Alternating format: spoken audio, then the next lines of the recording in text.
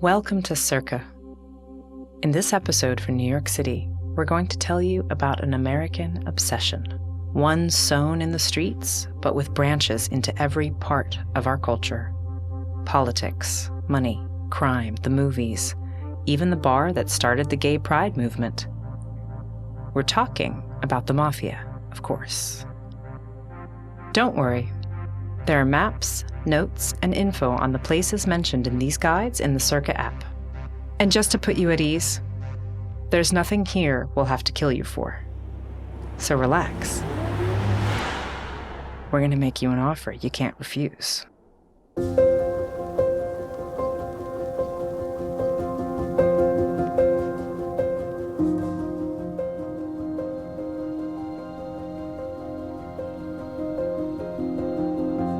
Cerca.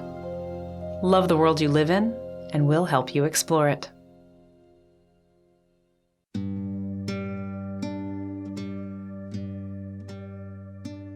Okay, let's admit it. We're mob obsessed, and not just any mob. The Russian mob that's all over the city? Yeah, there's no sopranos singing for them. The mob that conspired and tried to overthrow the Capitol? We're not proud of those boys. There's really only one mob for us, the Italian Mafia.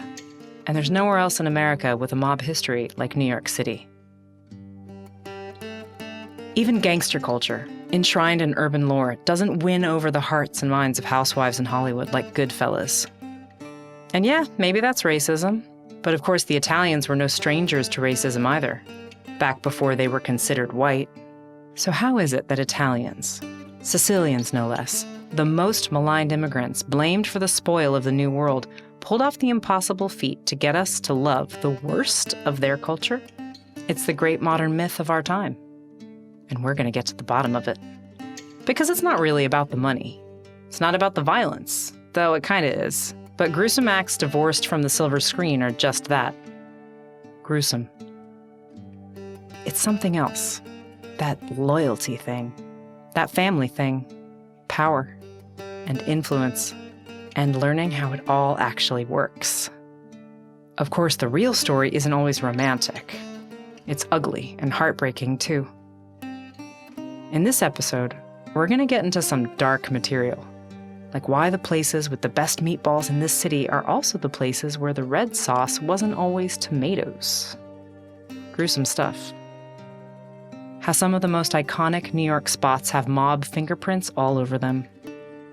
Plus the kick line that took a stand against the Mafia that everyone talks about, but no one talks about.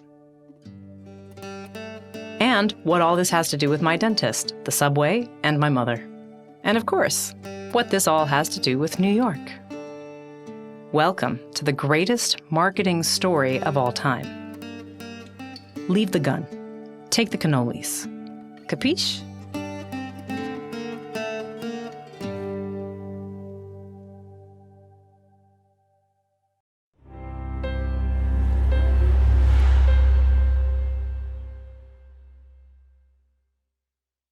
The mob. A brief primer.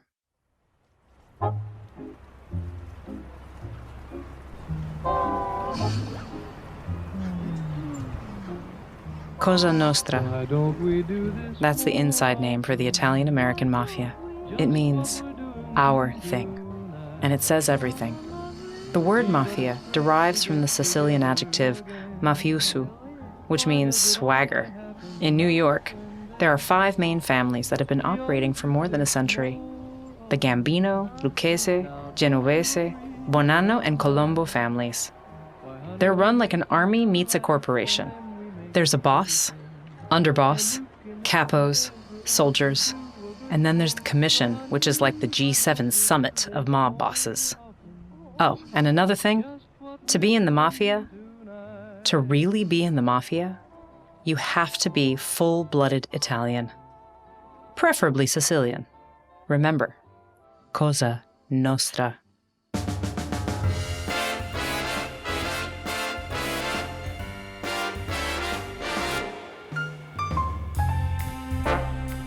The mob's been around in New York for practically ever. Sure, Al Capone was a Chicago guy, But he was born in New York City and trained by the father of the American Mafia himself, Paul Kelly. Oh, I know what you're thinking. The father of the Italian mob was an Irishman? Of course not. But Paolo Antonio Vaccarelli, born to Italian parents in the Bowery in New York City, was a boxer in the early 1900s, and let's just say it paid to be aligned with an Irish name at that time. Italians were newer than the Irish immigrants, and therefore had replaced them on the bottom of the pecking order. Paul Kelly founded the 5 Points Gang, made up of mostly Irish and Italian members. They were known for notorious violence and power. When they fought, they often fought to the death. Kelly's gang launched the illustrious careers of Johnny Torrio, Al Capone, and Lucky Luciano, 3 of the most famous mobsters of all time. Yet Kelly was Gentile, a man of culture, not a thug. He spoke French, Italian, and Spanish fluently, wore suits, and patronized high culture. He cozied up to the socialites and made friends with the politicians. By the end, he rarely bloodied his own hands and died of natural causes. And that, my friends, is why the myth of the Mafia prevails. To understand the Italian mob, you gotta understand what it was like when Italians first started coming to this country. And to understand it even more, you gotta go back to its place of origin, Sicily, where my grandparents are from. But we'll get to that a little later on. Let's start at the turn of the century, the 20th century.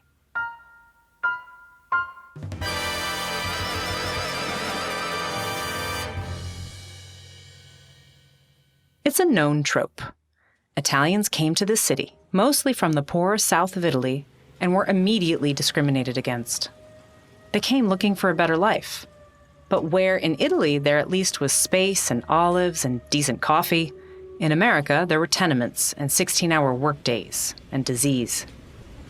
Most of the Italian immigrants moved initially to what became Little Italy, a small neighborhood tucked into what is now Chinatown in Lower Manhattan, and where at its peak almost 10,000 Italian Americans lived in a roughly 2-square-mile area. Pretty soon, there were little Italian communities in East Harlem in Upper Manhattan, Williamsburg, and Cobble Hill in Brooklyn, and through much of the Bronx. But initially, Italians were sequestered to an area of squalor that the city turned a blind eye towards. Justice couldn't be found in the law. So Italians extorted other Italians because they knew they could. So what do you do when the place that was supposed to save you spits on you? You do what you know. You form a community, open coffee shops and social clubs, make pasta, go to church. You find a way to make it. Even if that means starting a crime syndicate. Get what you can and build from there. Maybe you'll have to squeeze the businesses around you, skim the cream from the top, and take out a few men along the way. But then you'll control the law, the police, the judges. Basically, become the boss. Until the bigger boss doesn't need you anymore and throws you to the wolves. Sounds pretty New York to me. Of course, the Mafia wasn't new, being an entrenched way of life and death in Italy and especially Sicily for several hundred years before it arrived in America. But just like today, if there had been access to good jobs, equal representation, actual community support, there wouldn't have been as much of a need for the Mafia. If Sicily hadn't been ransacked by everyone to begin with, if people didn't carry out vendettas of revenge for their killed brothers or fathers or sons,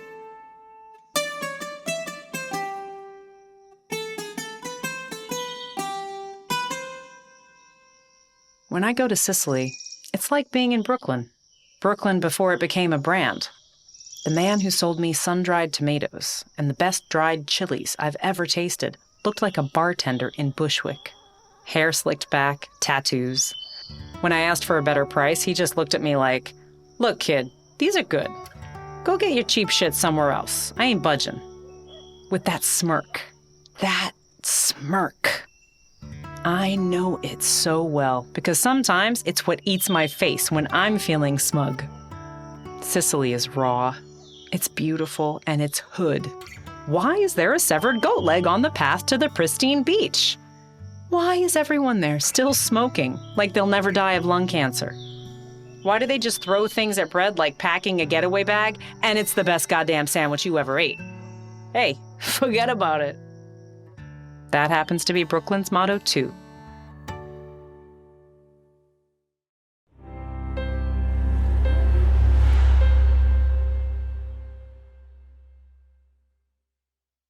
The worst of times, the best of times. It's no secret that when the economy gets ugly, crime thrives.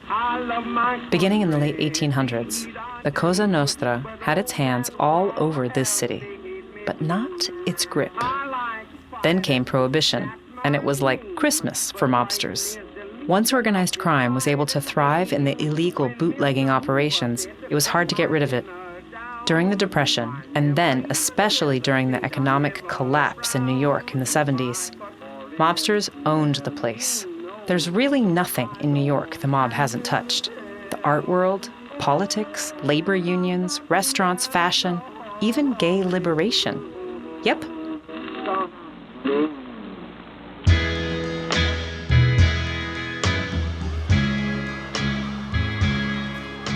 You may have heard of Stonewall, the uprising that began the gay rights movement in the late 60s. Here's the short version. There was a police raid on the Stonewall Inn, a popular gay bar in Manhattan's West Village. Things got violent, a group of kick-ass queer folk took up a kick line and led a revolution, and the rest is history. Except the backstory that is often omitted is that the immediate fight was just as much against the Mafia as the NYPD. See, by the 60s, the head of the Genovese family, Fat Tony, owned most of the gay bars in the city. But this wasn't a benevolent gesture of pride. This was capitalism at its most vicious. Although homosexuality was legal in New York City, establishments openly serving alcohol to gay customers were considered by the state liquor authority to be disorderly houses, and therefore were illegal themselves. So just like they had done for prostitution, alcohol during Prohibition, and gambling, the Mafia was able to own the gay bar industry by greasing the palms of the NYPD in exchange for turning a blind eye. These weren't gracious landlords waving rainbow flags.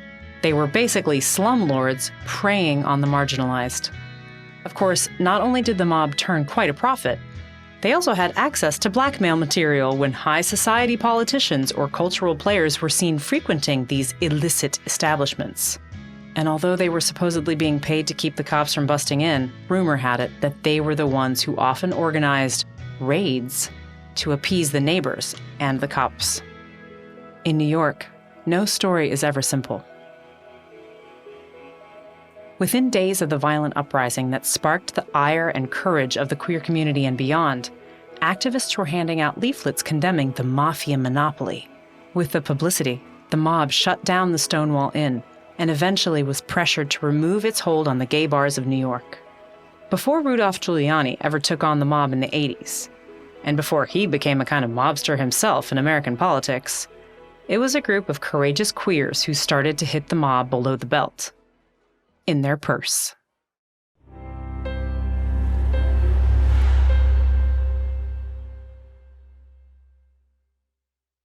The mob today.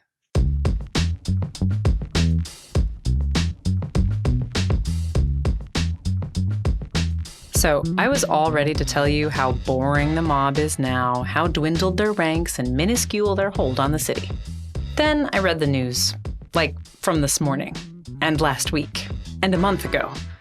Like how 70-year-old Rose Gargano, who filed a lawsuit against higher-ups in the Colombo crime family for killing her son, just lost control of her vehicle and died. I felt like I was watching a bad movie reading the news.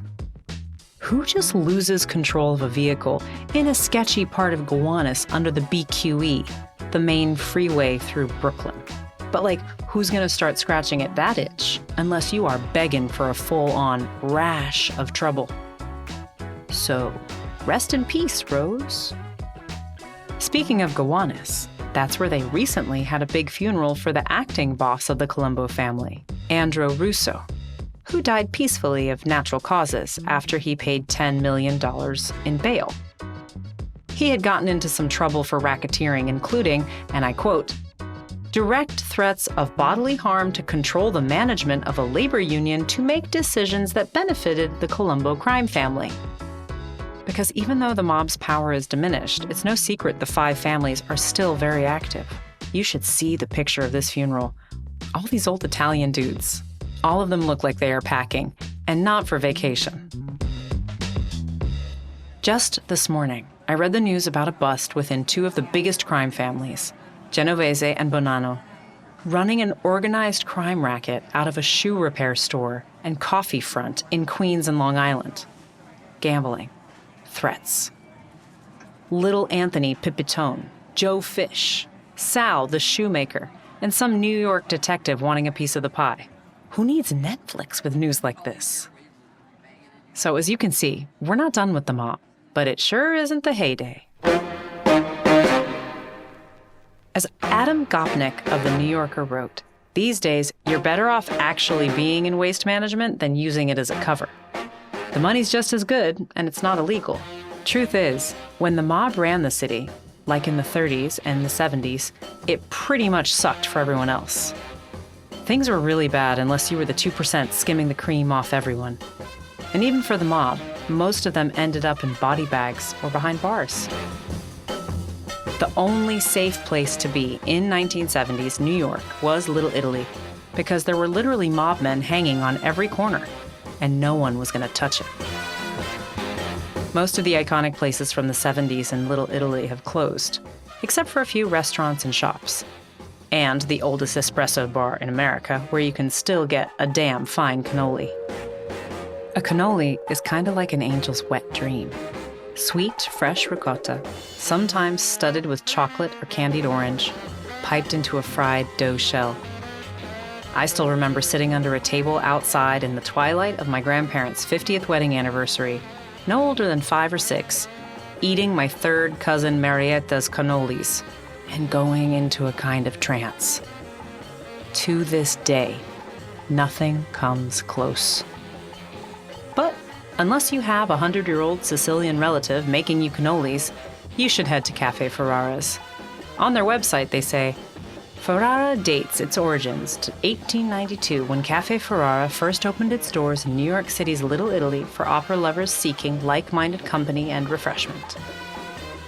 That's noble. But not everyone in Little Italy in the 1890s was wearing white gloves. And let me tell you, if they were, it was to hide fingerprints. Then, in 1972, Ferrara's was robbed for $55,000 on Easter weekend, shocking the community.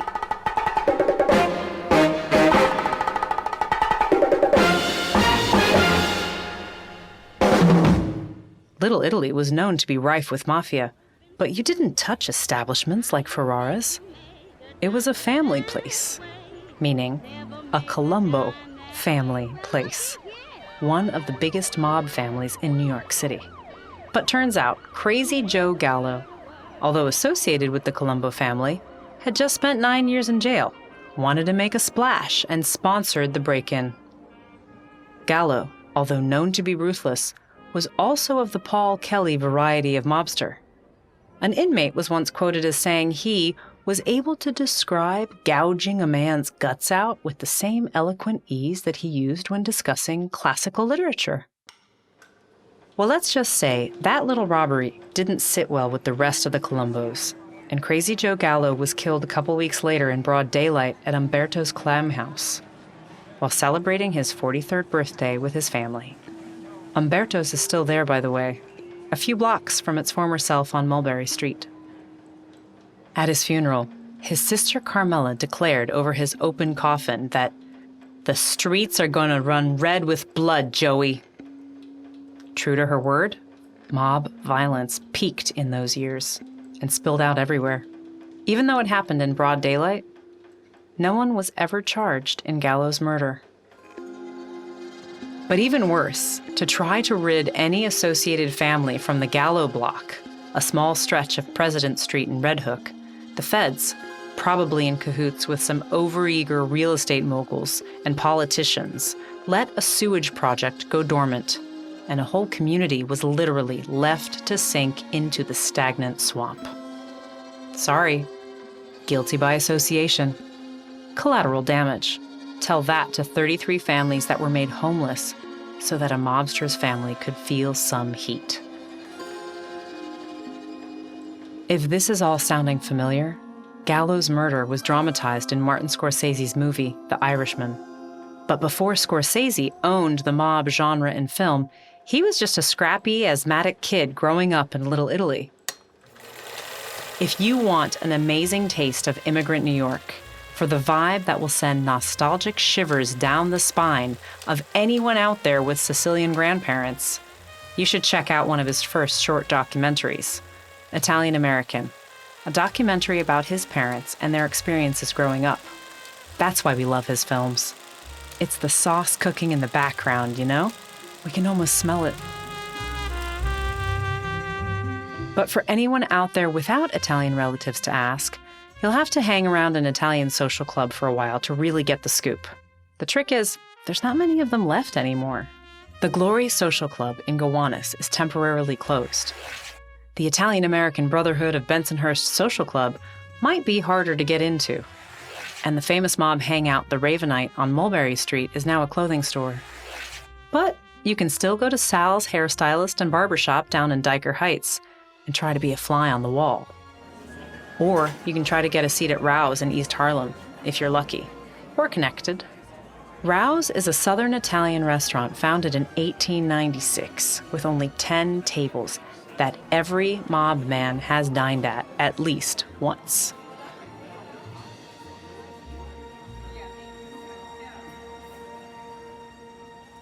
But Italian neighborhoods these days in New York City aren't what they used to be. The younger generation doesn't speak any dialect, much less Italian. The Italian men don't play dominoes in Williamsburg like they used to. Where I go to get my pane forte and capers, at Di Coluccio and Sons in Borough Park, the whole area around it is now Orthodox Jewish. Even the Little Italy in the Bronx is more Albanian than Italian. Most Italians have moved to Long Island, to Jersey.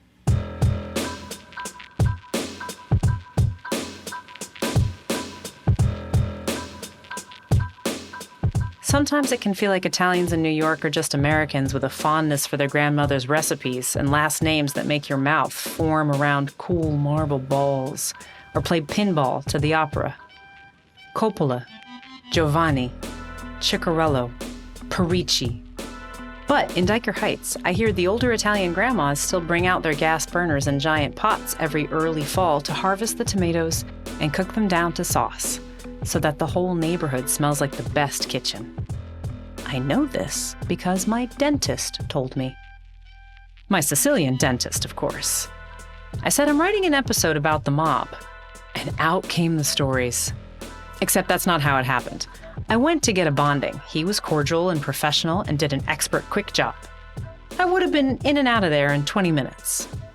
But right before I left, I said, "How are your tomatoes doing in this heat?" That's all it took. Soon, we were talking about figs and sauce and Dyker Heights and going back to Sicily and the mob and The Godfather, of course. He said he'd save me some figs from his tree this year. He doesn't even take my insurance, but I've been going to him for years. Because we talk about tomatoes. Because, I don't know. It's a family thing. But that sweet neighborhood, Dyker Heights, where those ladies make their sauce and my dentist lives, that's also the place where there was a gruesome murder just a few years ago. Over a recipe. No, really.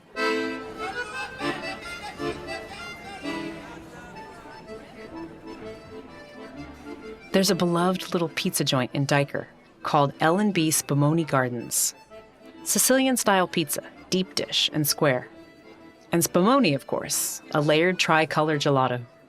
It's been there forever, and it used to be run by Louis Barbati, a charismatic third-generation steward of some of the best tomato sauce in the city. Then, one of his employees stole the recipe. Well, let's just say some people from the neighborhood got involved, and pretty soon, the Colombos and Bonannos met to settle the score before that sauce recipe nearly boiled over into bloodshed, as quoted by the Daily News. Come on. Were they scouting for Scorsese? This story's too good. But then in 2016, not 1916, Barbati was gunned down in front of his house. He had cash on him, like a lot of cash, like $15,483 in cash, to be exact. And he was even wearing some nice jewelry, but none of it was touched. And everyone loved this guy. So what gives? They eventually tracked down the murderer, who had a minor crime record and no known ties to the mob. The official FBI story is that there's no story. No connection. Sounds fishy. Why was Barbati carrying $15K in cash, you ask? Oh, it was just part of a bonus that L&B paid to its 6 owners, periodically. How do you have $100,000 extra a couple of times a year for slinging pizzas, you ask? You don't ask. Why would I question something that might tarnish a beloved image of a wonderful Brooklyn institution? Why would I start digging my own grave for a podcast and risk jeopardizing my family? I wouldn't. I love Sicilian pizza. Case closed. Just go get your slice and forget about it. And don't forget to tip.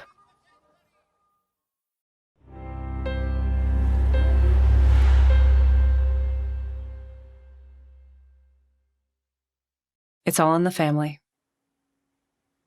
Let me tell you a little story, a real story, about that family thing. My mother is full Sicilian. Her grandparents both grew up in Chicago, but spoke Sicilian dialect growing up. Even in her 50s, my mother had never been to Sicily. But in 2003, she decided to take my sib and me on a trip. So, in the dead of a New York City, gray, snowy February blizzard, me, with a flu that should have barred me from international travel, we set off 2 weeks back to the old country.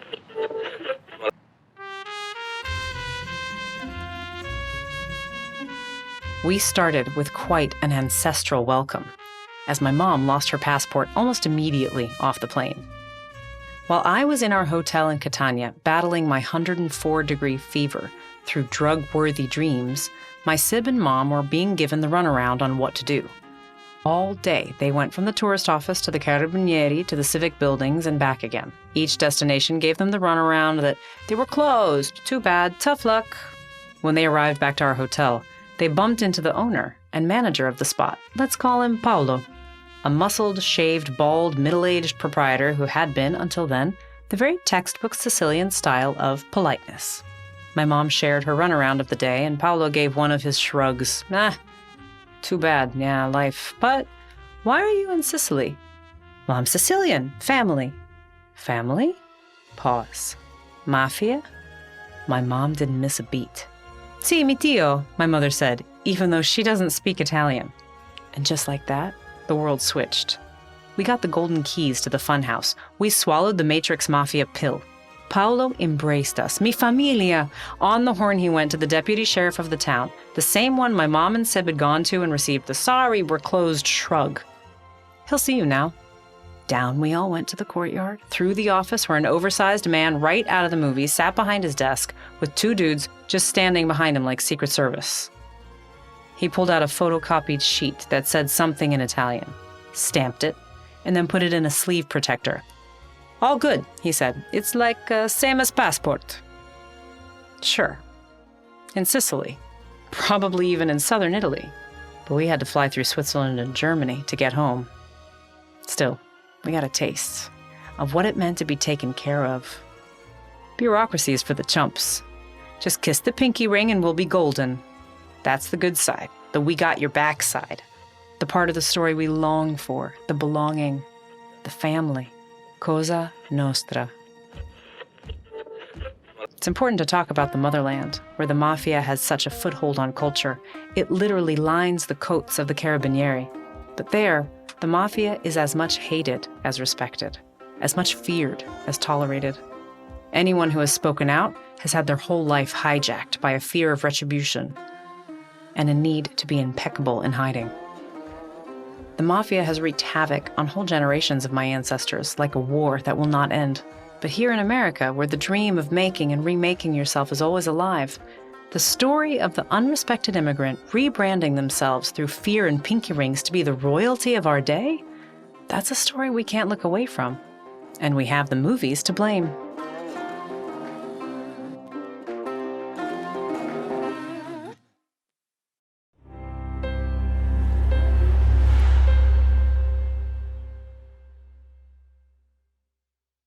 Hollywood's in on it. I can't remember the last time you invited me to your house for a cup of coffee. It's all in that line, spoken by a raspy Don Corleone while petting his silken black cat. 1972's Francis Ford Coppola's The Godfather, a genre-changing epic. The style in The Godfather is New York legend. The dark bars, the cars, even that green-gray color of the hospital. The little Italy of old. New York City at the turn of the century and the 40s was so classic. And even though so much has changed, so many of the details in the apartments, the rooftops, the crowded streets are the same. But would The Godfather have been even half as good a film if it was about a hardworking family that loved their kids, cooked good food, and had a little drama? But then, that's just it, isn't it? That's why we love The Godfather. It is about a hardworking family that loves their kids, cooks good food, and has a lot of drama, like big-time drama. But the thing that's striking about The Godfather is that it's not like the Corleones were living in great luxury. At least in the first one. Even the Corleone mansion, shot in Staten Island, looked more like a villa with all those grandchildren. They still ate all around the table. They didn't have servants cooking their pasta. They were somehow still the underdog.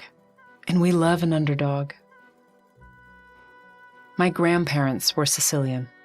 They spoke dialect to each other, but never taught my mother how to speak it, out of shame. Shame of being an immigrant. Shame to be Sicilian, much less Italian. They wanted to be American. I remember lamb chops with mint jelly, Jell-O salad, and bad Chardonnay. How painful it is to give up flavor for a chance to be accepted. Then The Godfather came along.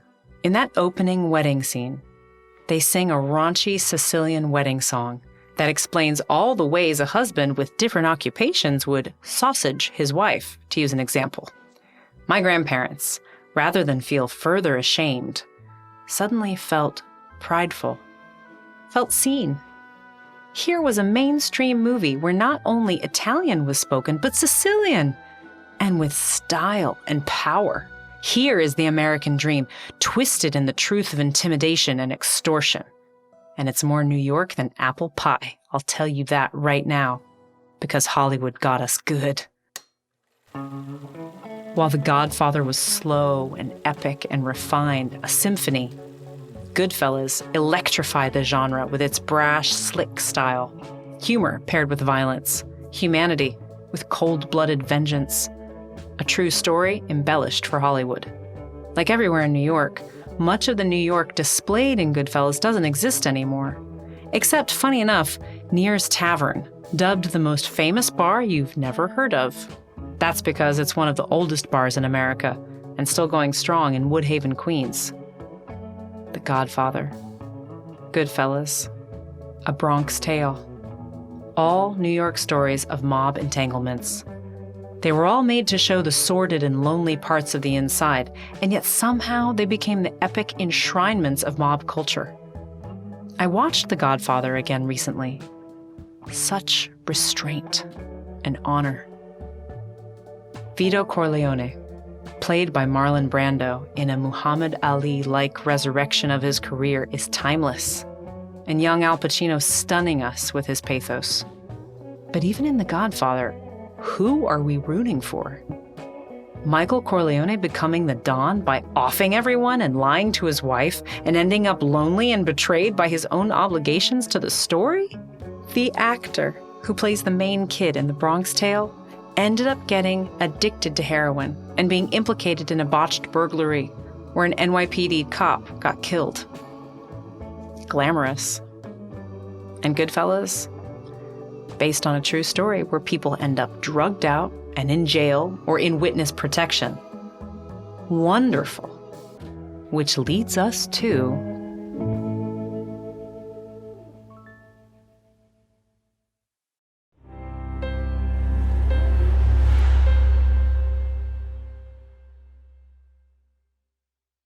the greatest marketing story ever told. So what is it about this mob obsession? Why do we care about the intricacies of criminal family structures and joke about them controlling everything from the bridges to the construction union? How humorous is it really that people still get stilted and extorted and even killed? It's not. It's awful.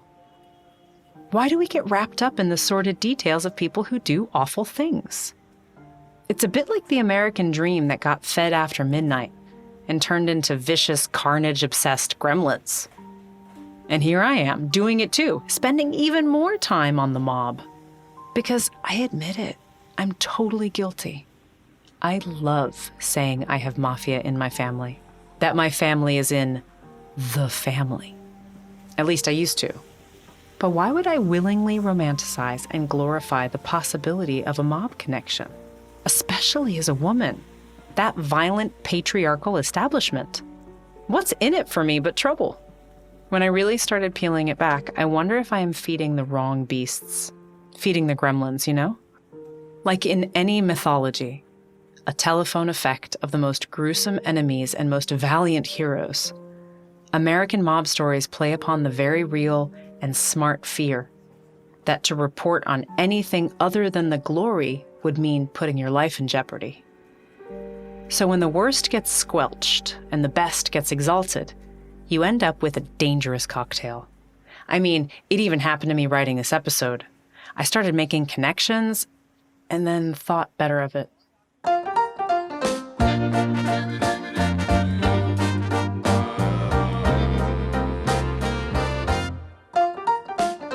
But I can't shake how much New York has been shaped by mob culture, how much I have been shaped by it. It all comes down to the shrug. Yep, the shrug. That shrug. If you've ever been to Italy, you know what I am talking about. Okay, so Rome fell, and here we still are. You wrecked your car. You caught your wife cheating. You got a job. You lost a job. You got orders to kill a guy. Shrug. Unless, of course, the pasta is overcooked. Unless I insulted your mother. Unless your soccer team lost. Then it's the opposite of shrugging. Then it's like throwing gas on a flamethrower. Like cartoons of steam and screws exploding from our heads. Some of the secret to the mafia's success is this shrug. Don't worry about it. Would I make your wife a widow? I'm just gonna bash your face in. I'm just gonna cut your heart out with the same knife I used to slowly eat my steak dinner. It's restraint and total impetuousness all at once. Frankly, it's about as New York as you can get. Where else would we spend more money than anyone on rent? Even though the windows don't open, there's water damage on the ceiling. There are mice in the stove, roaches in the cabinets, and on our morning commute, we have to navigate open basements that plummet down dark stairs and plywood duct-taped stairways into the crowded subway. Shrug. Then, we blow up when they fuck up our latte. See what I'm saying? Whether or not we have Italy in our roots or Sicilian dentists, if we live in New York, we take some kind of the mob mentality for granted. They raise the price on the subway, and we gripe, but mostly we shrug. And I say a lot of this lightly, but actually it's the truth of this city's darkest guts. And even though I'm seduced by the myth like everyone else, the reality runs on fear, deception, backstabbing. Here in New York, we start to normalize struggle and glamour and violence. And worse, we romanticize it. And then, because stories allow us to justify our own pain, we begin to believe them. So, leave the gun. Take the cannolis. Kiss your family goodnight and be thankful you don't owe anyone any favors. And otherwise, when you come to New York and you get the shrug, it just means your family.